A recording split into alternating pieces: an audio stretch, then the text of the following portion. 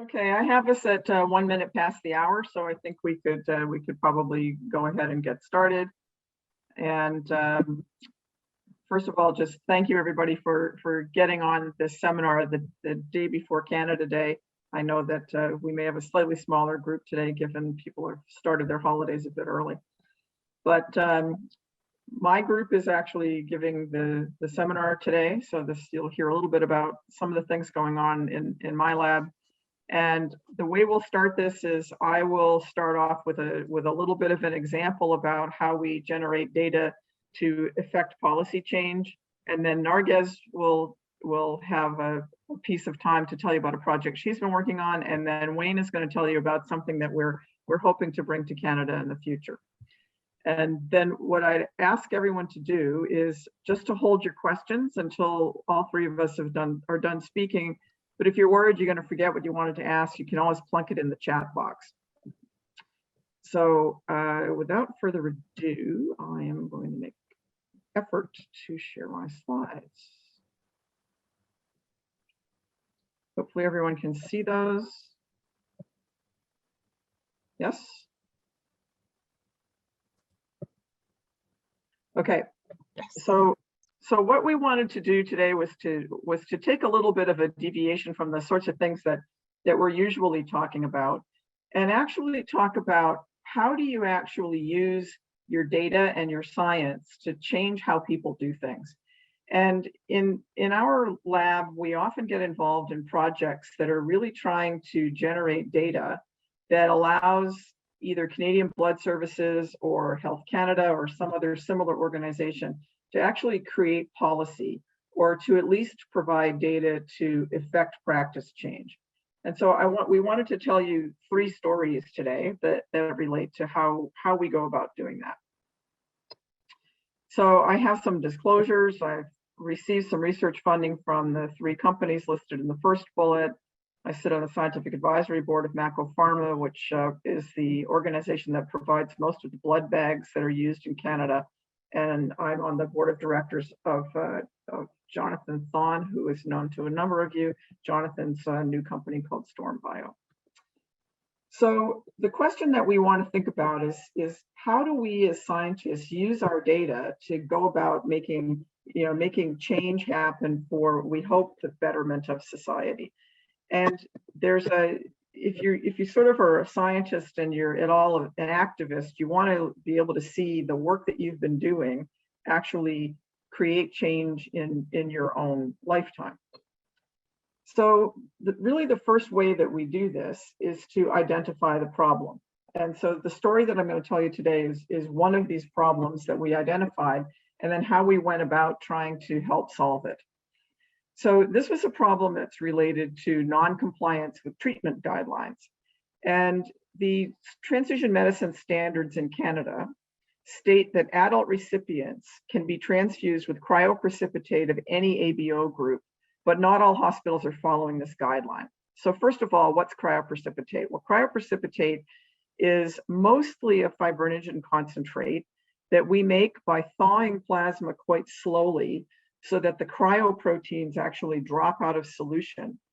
And we then remove all of the liquid part of the plasma and freeze down this little pile of cryoproteins that have fallen out. It's very rich in fibrinogen, which is primarily what it's used for in the country. However, because there are anti-A and anti-B antibodies in plasma, if you are a Group O, a Group A, or a Group AB, you would have some combination of those antibodies. Hospitals are sometimes nervous about ordering cryoprecipitate because they know that IgM is also a cryoprotein, that these anti-A and anti-B antibodies that we all have in our plasma arise because we're reacting to those sugars on our gut microbiota. And so we tend to maintain a relatively, we tend to maintain some kind of a titer of IgM, anti-A, and anti-B. And so the hospitals get worried because they think that if they infuse that into patients, they might cause intravascular hemolysis of the patient's red cells. So some hospitals are very conservative, and they only order cryoprecipitate that comes from group AB donors who don't make any anti-A or anti-B because that's self-antigen to their immune systems. When a hospital does that, and some of the very large teaching hospitals in Toronto had this practice, this creates a huge pressure on the AB plasma inventory for the national blood system. And that's because AB is the least common of the blood types. And so once you've used up your AB plasma, either we cannot fill an AB plasma order, or there's just a huge amount of demand for AB plasma to make cryoprecipitate. So the question that came up is, like, why are these hospitals not complying with the national treatment guideline? So we went and asked them, like, how come you're not doing this? And the answer that we got back was that mostly they didn't think there was enough data to support giving cryoprecipitate from any blood group to all patients. And so we thought, okay, here's a great opportunity to go and generate data that are missing, that don't allow these transfusion medicine specialists to give, to be compliant with the national guideline. So what we did, and this project was led by Narges, what Narges and Catherine did and Elena Levin, was to actually assess the anti-A and anti-B titers in 30 cryoprecipitates that we got from the local Canadian Blood Services Center. We thaw them and we resuspend them, and we measured the anti-A and anti-B titers. And we also measured how much IgM there was in those cryoprecipitates. After we made those measurements, we then said, okay, here's what the titers look like. And we had some help from the Canadian Blood Services statisticians, and they did a bootstrap analysis for us to really determine how often would a pool of 10 units of cryoprecipitate, which is essentially the typical dose that's given to a patient, how often would that contain a high titer of anti-A or anti-B that you might worry about if you gave it to a patient? So the first thing that was done was really looking at the anti-A and anti-B titers in these cryoprecipitate units. For the most part, none of the 30 units that we looked at had a very high titer. One unit had a titer of 1 in 256. So we measure these by what we call doubling dilutions. So, 1 in 2, 1 in 4, 1 in 8, et cetera. And you measure those until your reactivity disappears. And then that's considered the titer. At the last titer at which you saw reactivity is how we define the titer of these things.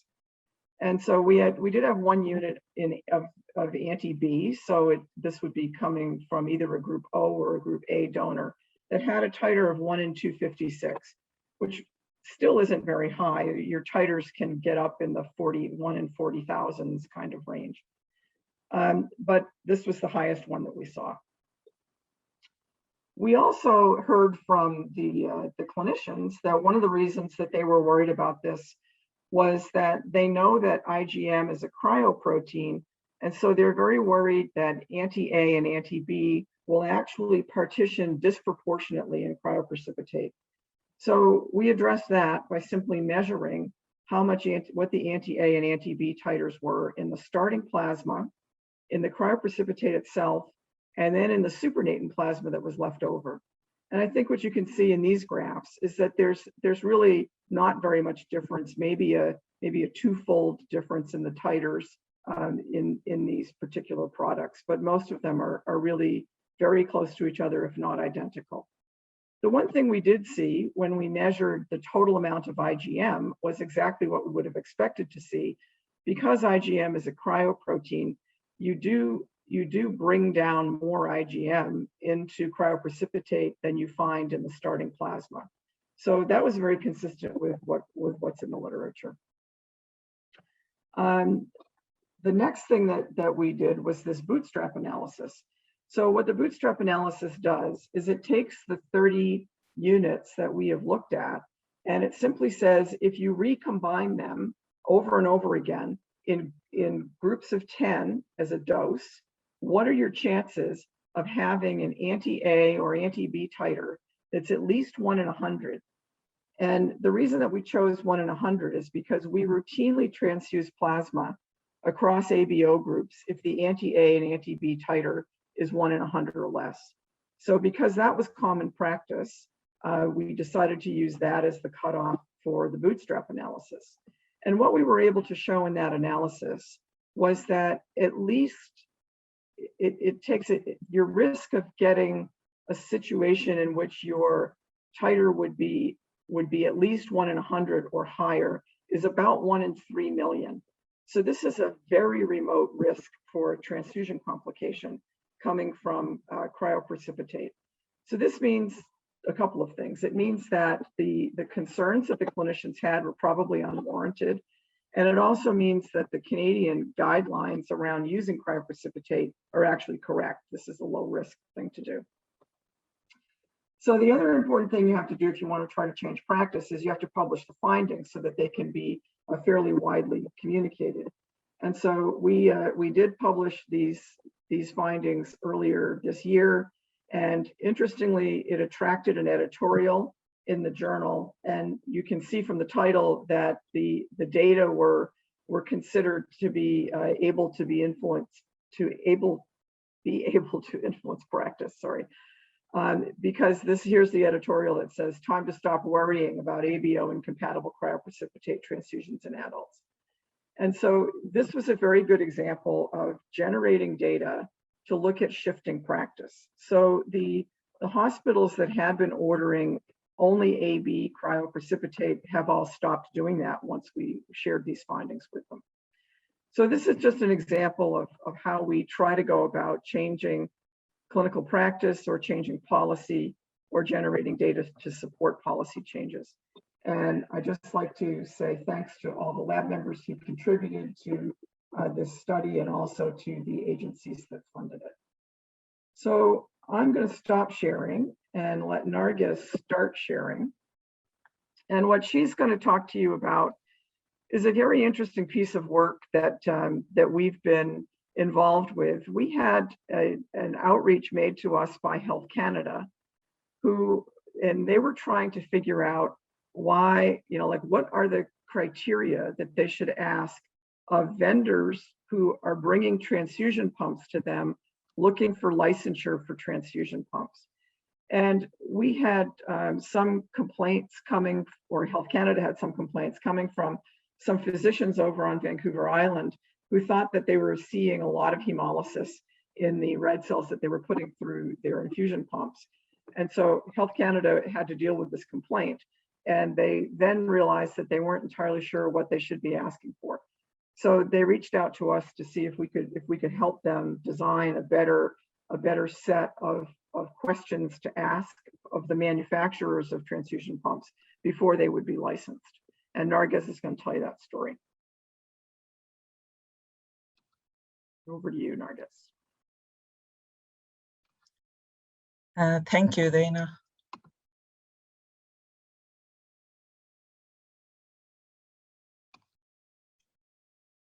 Am I in a slideshow mode? Not yet. Oh, maybe I should wait.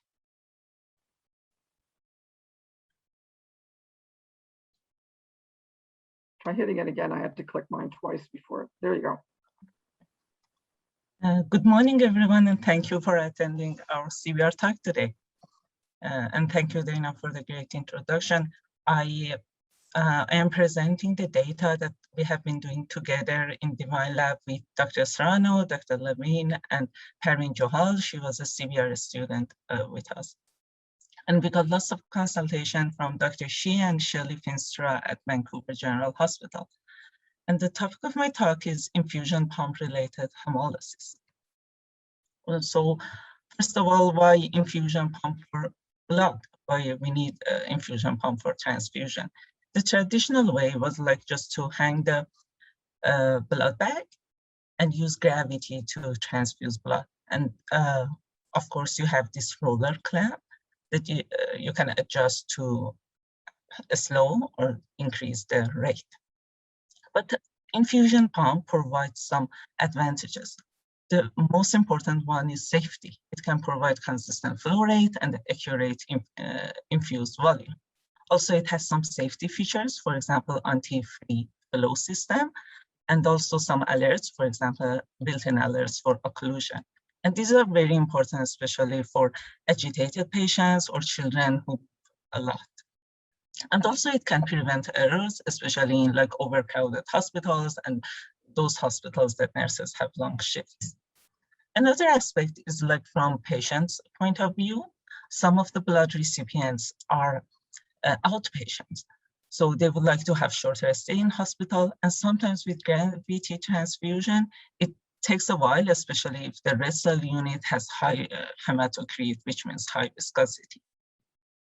Also nowadays, many patients have those vascular access device, VAD, and they are like long-term device on their body. Whenever they want to get injection, this device is used, but they are not compatible with gravity because they need some positive pressure to open up, and they are compatible with infusion pumps. So patients often get surprised when they want to get blood transfused and still they need to get poked because it's just not compatible with gravity. And also because the pump is controlling almost everything, there's less staff visit to the bed, and patients will have improved mobility when the infusion pump isn't working. Another side is from clinicians' experience that the pump saves some time for them. And it is like nowadays hospitals are hiring a generation of nurses that they did not get the training to do calculation of rate based on these like drops. And it might sound like I don't know, simple, but like just because they don't get training in a school, when they come to the hospital, they need to get additional training, and this might cause some errors. And also these pumps can be used for resuscitation. And also because, as we said, with gravity, sometimes we go so long, we go over the 4-hour threshold of the red cells out of the fridge that the units need to be discarded. With infusion pump, we can prevent it. So these all look like, these all sound great. Or what about like disadvantages of infusion pump? For sure, there's cost to get it. And also there is a risk of mechanical stress on red cells, and which will cause hemolysis. And because we want always to achieve vein-to-vein safety, it's important that we ensure the infusion pumps do not cause clinically significant hemolysis, and patient safety is not compromised. How to achieve this? What are the policies on that? Here I have put like Canadian Blood Services clinical guide.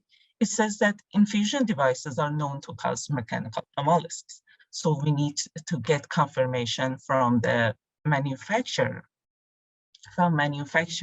that they are like safe to use on blood.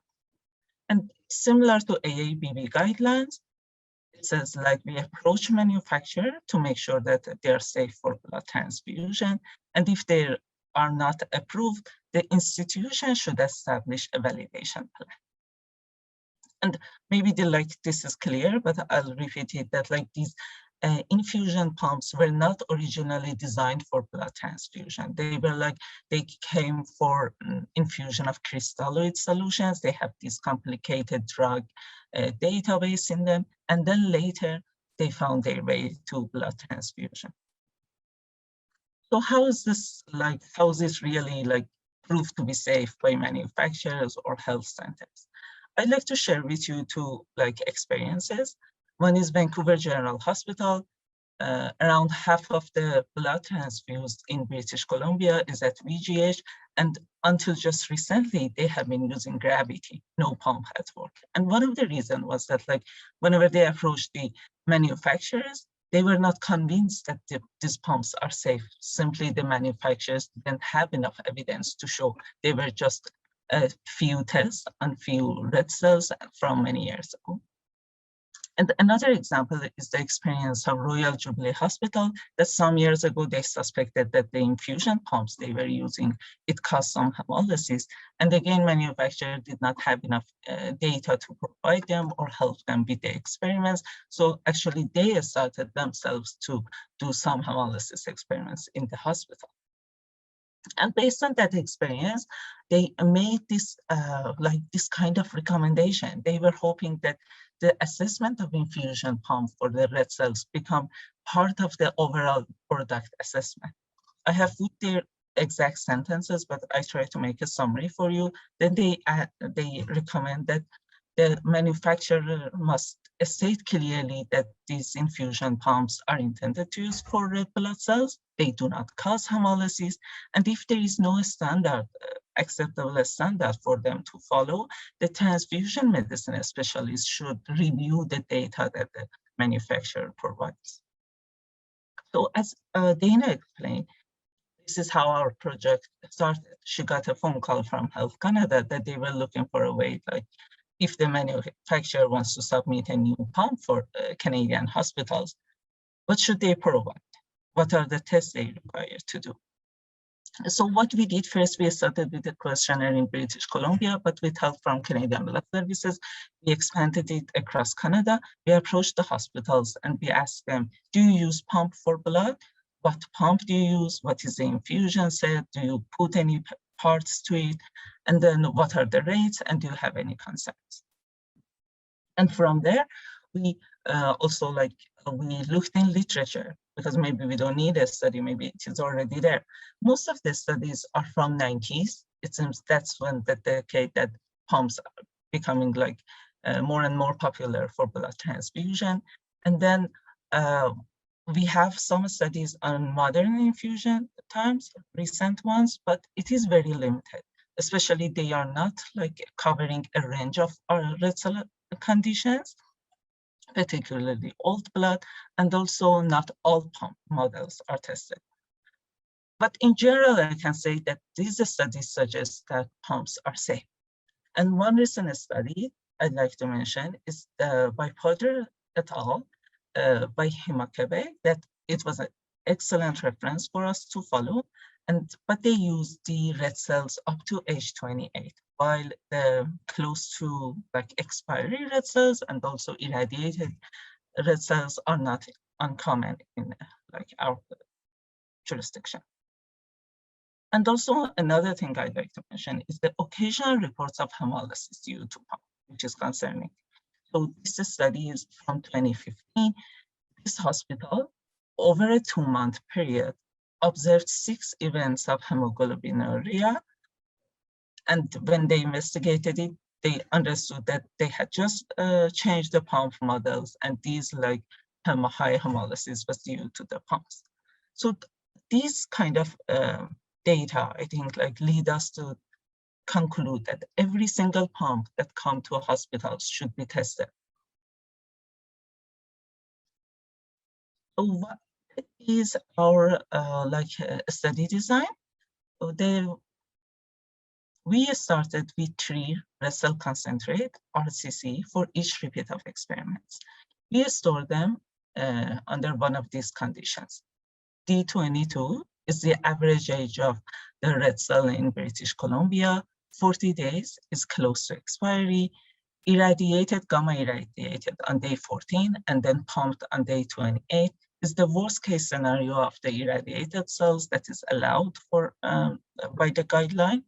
And then irradiated on day 21 and pumped on day 22 is the average age for the AB positive irradiated cells in British Columbia, and these are the oldest red cells.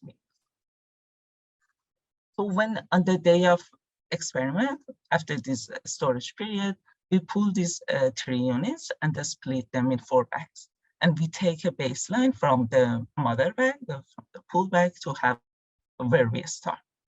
And then we split them into 4 bags, each of the bags connected to this pump-specific infusion line.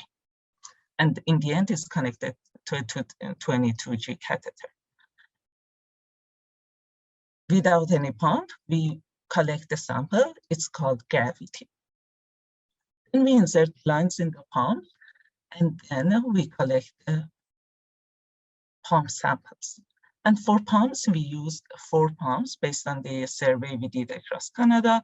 And throughout this presentation, I'm using their mechanism instead of their name. For the pump samples, we use 3 rates. again, based on the hospital survey, 15 milliliter per hour, because that's the rate that they start transfusion for the first 15 minutes, because they want to make sure there is no reaction in patient. They start first 15 minutes at 50 milliliter per hour. Then they, for average, they do the transfusion 150 milliliter per hour. And for the non-emergency situation, they go up to 300 milliliter per hour. All the samples we collectively evaluated them for the levels of hemolysis, potassium microvesicles, lactate dehydrogenase, also mechanical fragility index, and morphology. So with data, I start with hemolysis. I know this is like crowded because it shows every individual data points. So how it works, these are like the condition of the red cell concentrate. And here for day 22, we have done 5 repeats. For other conditions, we have done 6 repeats of each condition. And then we have the baseline. This was just before connecting back to the infusion lines, and then gravity, and then flow rates. And what I'd like you to see is here, the significance that you see in the bottom of the graphs. These are where you see any differences between the gravity and the pump sample. And the only pump that shows some difference is the square, which is peristaltic pump, that at 50 milliliter per hour is significantly higher than gravity. But still, I'd like to show that although it's significant, the magnitude of it is small. You can see, like, for example, for this week, for this repeat of experiments, is around 0.06% of the change. Another thing I'd like you to see is that on top of the graph, I'm showing the differences between pumps. And I'll show you in a minute the summary of this data. But what we can see here, that for the units that were irradiated one day before, they were affected more differently by different pumps. You can see more difference between the pumps for I21, D22. And here you can see the summary of the difference between pumps. Peristaltic pump, peristaltic pump is showing the highest hemolysis level among all pumps. Also for D22 and I14 D28, linear peristaltic 1 and peristaltic 2 had higher hemolysis compared to the piston pumps. And again, you can see that they are significant. The magnitude is small. To give you some idea about how big is this number, the QC, the acceptable threshold for hemolysis in Canadian Blood Services QC is 0.8%. And these pumps are changing like 0.05% hemolysis. Then for the rate, the highest hemolysis was observed at 50 milliliter per hour. And another factor is the RCC condition. You can see in this graph that all data collected at D40 and I14 D28, we have the highest hemolysis. This is clear, the samples are older. But in this graph, what is new is delta hemolysis. This is the change due to the infusion pumps. You can see that the effect of pump was significantly higher on older blood, D40, and also, again, the samples that were irradiated one day before, I21, D22. What about other variables we calculated? So we measured other variables and similar graphs, and we concluded that mechanical fragility index, microvesicles, morphology, and potassium, they were not suitable markers for infusion pump evaluation. Potassium is commonly used in literature for RCC qualities, and I'd like to point out that the potassium level of the peristaltic pump, the last row, was significantly higher compared to the other pumps, consistent with hemolysis. However, for D40, all samples were comparable, very high. And also because we could not see the effect of rate on potassium level, also no difference between the gravity and the pump samples for potassium, we decided that potassium might not be the best marker for evaluation of infusion pumps. Another marker was a lactate dehydrogenase. Besides hemolysis, LDH was the only marker that demonstrated some differences between infusion pumps versus gravity of the samples. You can see here again that peristaltic pump is showing higher hemolysis at 15 milliliter per hour, particularly compared to the gravity. Also, LDH level was highest in the samples that were collected at 50 milliliter per hour and peristaltic, which is consistent with hemolysis. This was the last marker that we measured, and what I like to point out is that I am using the mechanism of the pumps, but it doesn't mean that it can be generalized. We cannot say, okay, piston pump has the lowest hemolysis and peristaltic pump has the highest. Each pump, independent of its mechanism, should be tested, because when you look into literature, actually you can see, for example, that another type of piston pump has higher hemolysis compared to another type of like peristaltic pump. So this is like something to have in mind. I think in what we have got is with the infusion pumps that we currently have in Canada, and with these RCC conditions that are relevant in our clinics, we concluded that the level of increase in hemolysis and potassium LDH due to the pump was minimal, non-existent. Also, we identified that the hemolysis and after that LDH were appropriate parameters for pump evaluation. And to limit the work volume and resources, testing on day 40 red cells and or for the irradiated red cells, I21D22, are sufficient. And we can just limit the study to the rate at 50 milliliter per hour. We can use these parameters and methodology to deliver them to manufacturers or Health Canada for assessment of infusion pumps. So hopefully every pump that wants to enter Canada can state clearly that it is safe for red cell transfusion. I think this is like another examples of what we would like to achieve. Thank you for your attention, and many thanks to many people have helped us in this project, both in Canadian Blood Services and also VGH and Royal Jubilee Hospitals and manufacturers who provide it. Thank you. Thanks very much, Narges. Once again, we'll hold the questions until after Wayne's presentation, but feel free to put your comments in the chat box if you wish. So Wayne, over to you. Okay. Can you see my slides? Okay. We can, absolutely. Thank you for the introduction data, and Narges did a great job in talking about some of the experiments that we're doing in the lab. So I want to switch gear a little bit and talk about the other side of our lab, which is primarily focused on platelet research. And in particular today, I'll be sharing with you some of the stuff that I've been doing with cold store platelets.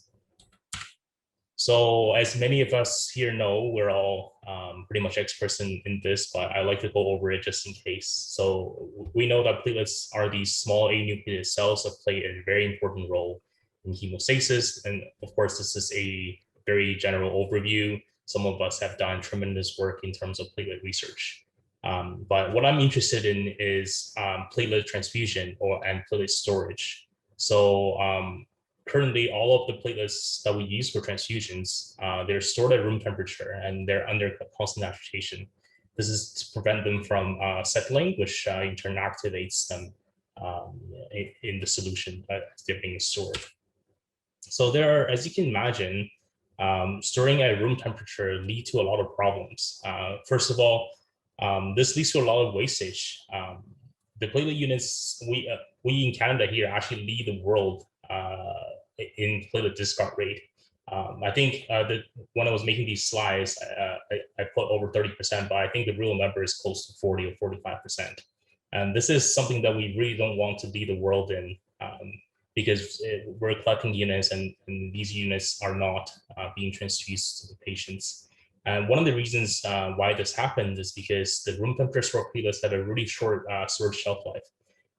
I think a couple of years ago, we were only able to store these platelets for 5 days. But since then, we have the Canadian Blood Services has worked really hard in improving that shelf life to 7 days. And even at 7 days, that's still a extremely short shelf life. So if you compare to, say, other components that we store here, the red cells can be stored at 42 degrees, at 4 degrees for up to 42 days.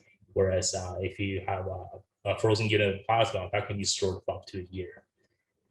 And one of the reasons why is a huge challenge for us in Canada is we have a huge geographical spread, and those remote hospitals, they really struggle to keep platelets on the shelf because due to this short shelf life, because once you get a unit out there, it takes 2 to 3 days to transport, and you're left with just a couple of days of usage on the shelf in those hospitals. And inevitably, these platelets don't get transfused because you don't have trauma patients every day. So this is why we start to think about cold store platelets. However, this cold store platelets is actually not a new product. So prior to the late 1960s, all of our platelets were actually stored at 4 degrees. The reason why we switched practice from using cold storage to room temperature storage is due to this study done by Dr. Scott Murphy, where they looked at the post-transfusion recovery of the platelets. So from this graph on the right, you can immediately tell that once you store platelets, even for a short number of hours, their recovery in the bloodstream post-transfusion dramatically decreases. So from this study, the researchers know, and the blood services know, that these cold store platelets are not really useful for prophylactic transfusions.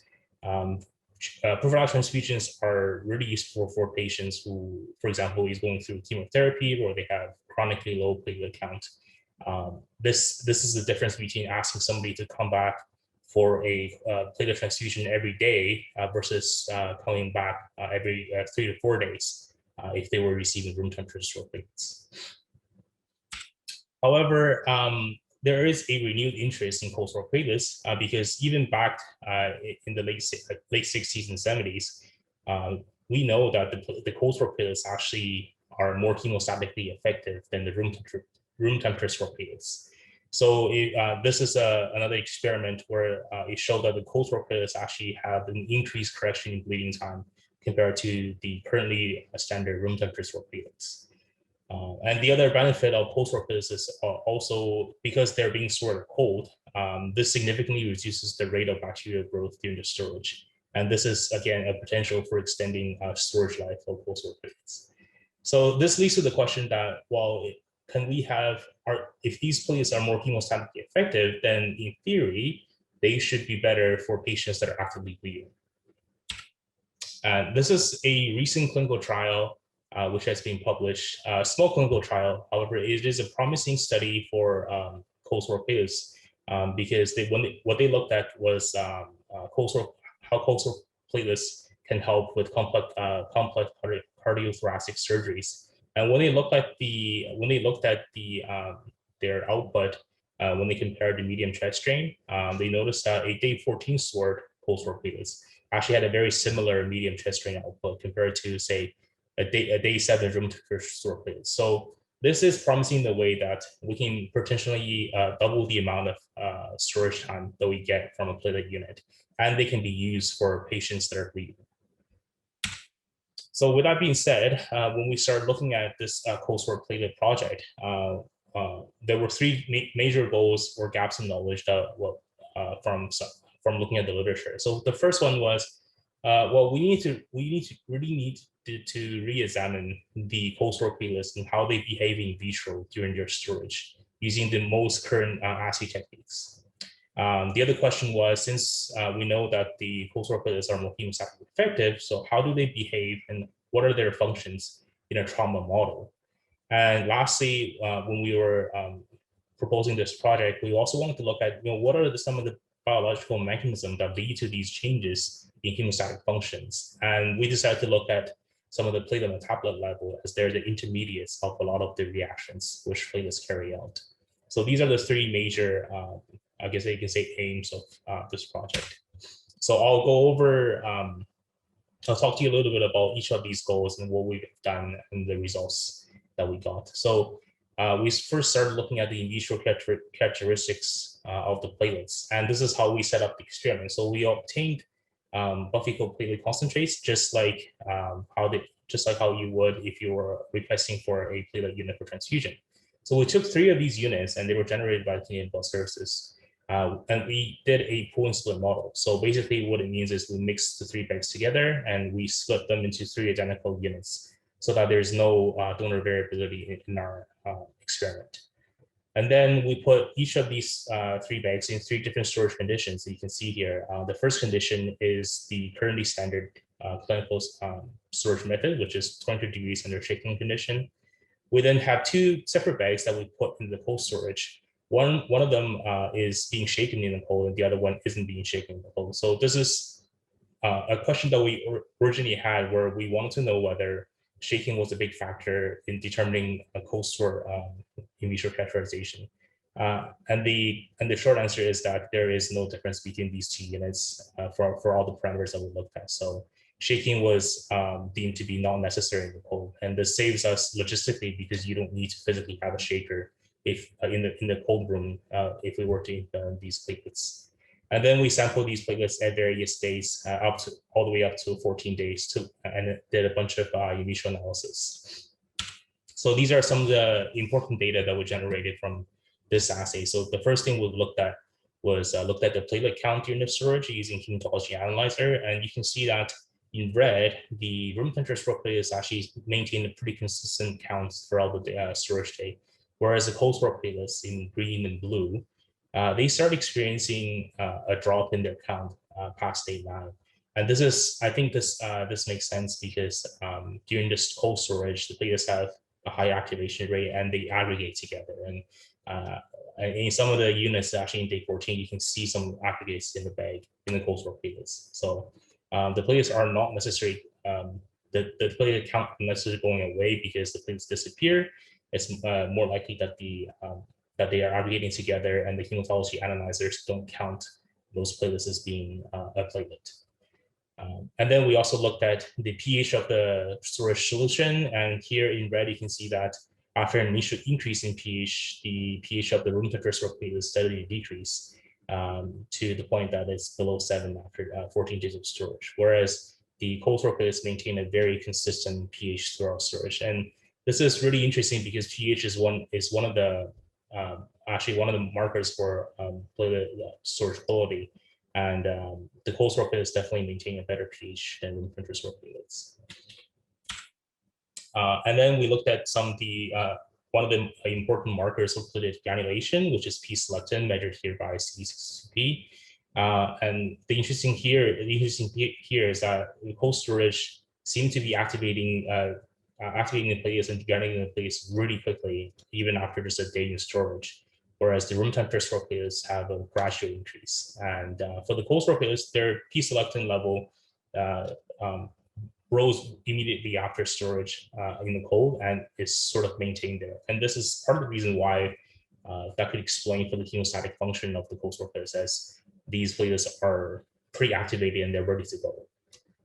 And then we looked at the aggregation property of these platelets using aggregometry. And here the agonist we used was a combination of epinephrine and collagen. And the thing that stood out the most from this assay was that there is a significant lag phase associated with platelets that are stored in the room temperature. You can see here that it takes 40 seconds before the aggregation curve actually starts with these platelets, whereas the cold stored platelets did not have this lag phase. So initially, after day 4, they start to aggregate immediately upon exposure to the agonist. So again, this is further evidence to show that these cold stored platelets might have a better function in actively bleeding patients who really need those immediate hemostatic functions. So after looking at the in vitro data, we thought about well, how do we test these cold stored platelets in a trauma model? At the time, this project wasn't going to have a clinical trial, and it would be way too expensive to set up something midway through this. So, and Dana and Cedric Carter actually from CBS had a really good model of what they call an in vitro trauma transfusion package. What this model basically imitates is the massive transfusion protocol that is activated when someone comes in when some patient comes in that are experiencing hemorrhages. So in that case, the blood products is administered to the trauma patient in a 1:1:1 ratio of packed red cells, plasma, and platelets. So we designed the model to simulate this exact situation, and then the platelets that is being transfused is our variable. So we either give the platelets, give the patient room temperature stored platelets or cold stored platelets. So I'll talk about this model a bit more in the following slide. So here's how we set up our transfusion model in vitro. So what we do is we sample from three different products. We take in a 1:1:1 volume ratio, we take plasma that has been frozen and thawed, and then we take either cold stored platelets or room temperature stored platelets that have been stored for a day, for 1 day or 7 days or 14 days, and then we mix those with our red blood cells, packed red blood cells from the CBS as well. So to simulate a trauma patient, what we do is we obtain whole blood from a donor, and we modify that whole blood to simulate what happens to a trauma patient's blood. So in this case, what I did was I added tissue plasminogen activator, or TPA, to simulate a hyperfibrinolysis, which is often experienced by a trauma patient. So then the combined package is added to the whole blood that we modified here, and the entire blood is run on ROTAM. So ROTAM is a machine that assess the clot dynamics as they form. And then in this case, I've used the INTEM, which is the intrinsic pathway initiator for this reaction. So some of us might not have experience in ROTAM, so I would like to go over some of the parameters that are generated from this assay. When you run the ROTAM assay, you will see a curve like this, and many of these there are 4 parameters that are tested in this assay. So the first one is coagulation time, which is this blue line here. So that's the time it takes from you beginning the test to when a 2 millimeters of amplitude is formed. So when I say amplitude, it's really how strong the clot is. So that's this gray line right here. The other parameter is clot formation time, which is the time that it takes from the 2 millimeter amplitude to form a 20 millimeters of amplitude. So that's the pink portion of the curve here. The other parameter is maximum clot firmness, which is the highest point of the amplitude that is reached during test. So in this case, the MCF will be somewhere over here, which is slightly less than 60.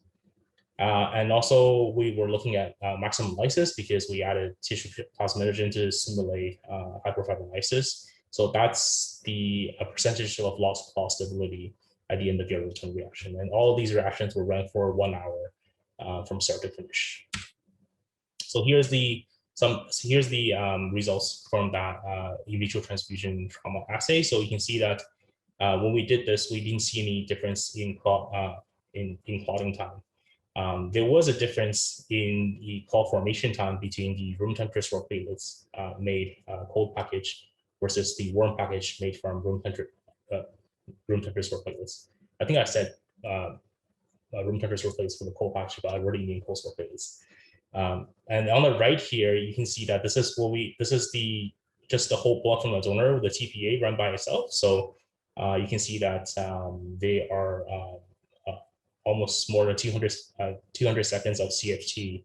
Whereas if you transfuse the units with your transfusion package, you reduce that time significantly. So even by the 14th day, you get less than 80 seconds of CFT.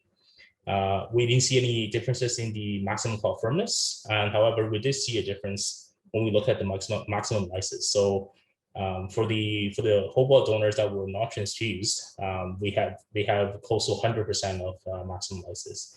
However, when we transfuse with the transfusion package, what we see here is a difference. So for the cold store packages, there is a significant reduction in their maximum lysis when we use the INTEM initiator, and this is not observed in the warm package. So this really speaks to us that the cold store platelets may have a better function for these hemostatic, for these trauma patients in a trauma transfusion model. So then comes the question of, why does this happen? So what's the difference between the cold store platelets and the room temperature platelets that reduces the hyperfibrinolysis level of these trauma patients? And again, I spoke to Dana, and we spoke to Bill Sheffield, who is a senior scientist at Indian Blood Service, who study these plasma enzymes quite a bit, and we came up with the hypothesis that, well, maybe there is a difference in the plasminogen activator inhibitor 1 level in these cold store platelets, and indeed that's what we set out to test here. So we got the supernatant from our transfusion packages, and then we tested for the level of Pi1 in these supernatants between the warm packages and the cold packages. And this is pretty recent data, but here's what we saw. So we see that in warm package in circle here, the Pi1 activity is actually very consistent throughout storage J, whereas the cold packages have an increased Pi1 activity throughout storage.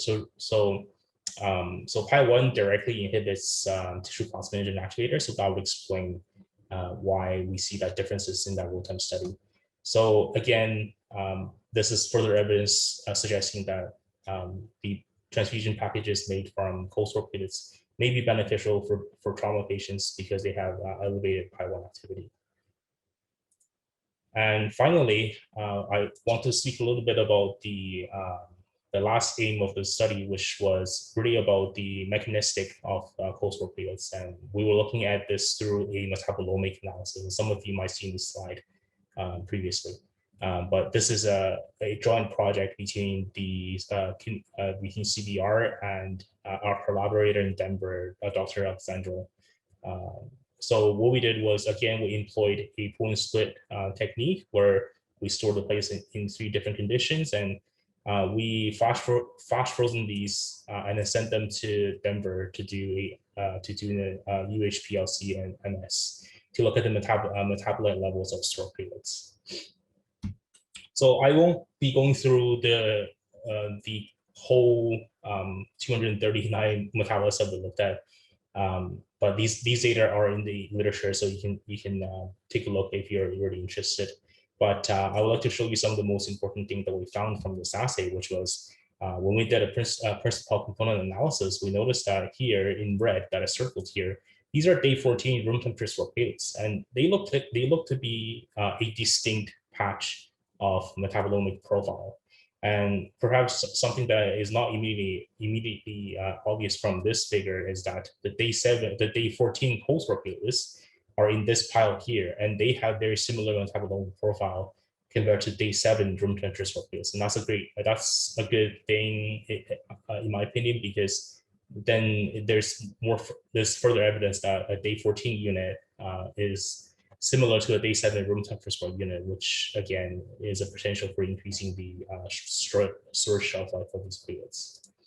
And this figure is really important for our study because this is where we correlated our in vitro function data and our metabolites. And so this really generates a lot of hypotheses for us and really points out the important pathways that are contributing to platelet function. So here you can see the in red are metabolites that are positively correlating with the maximum clot firmness that we measured with ROTEM.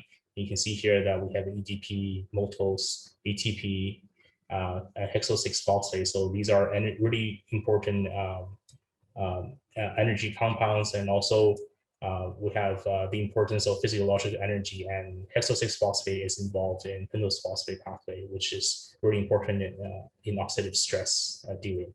So these are really important in clot strength in platelets. Whereas if you look at the negative correlates, that's really your treating metabolism and your energy expenditure that are negatively correlating.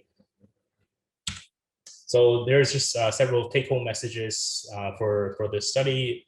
First of all, is that the cold store platelets have a very distinct in vitro characteristics that may benefit the patients. And we know that cold storage preserves the function of platelets better than room temperature storage. And lastly, the correlation of the metabolites in the in vitro data really emphasize the importance of the pentose phosphate pathway and purine metabolism pathway in platelet function. So there are some future directions for the study. And obviously, immediate obvious question is, what is the clinical relevance? What do these data really mean in the real world transfusions? And so that needs to be figured out through an actual clinical trial, which is, I think, the logical next step for our post-war platelets. And I think Dr. Phillips is actually running something like this in the future very soon in the States.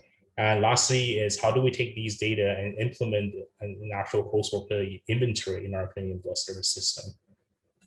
And with that, I would like to thank the Canadian Blood Services Graduate Fellowship for supporting my work, and Burroughs Wellcome Fund for supporting data in our lab, and as well as everybody who in the Devine lab that has helped me throughout the study.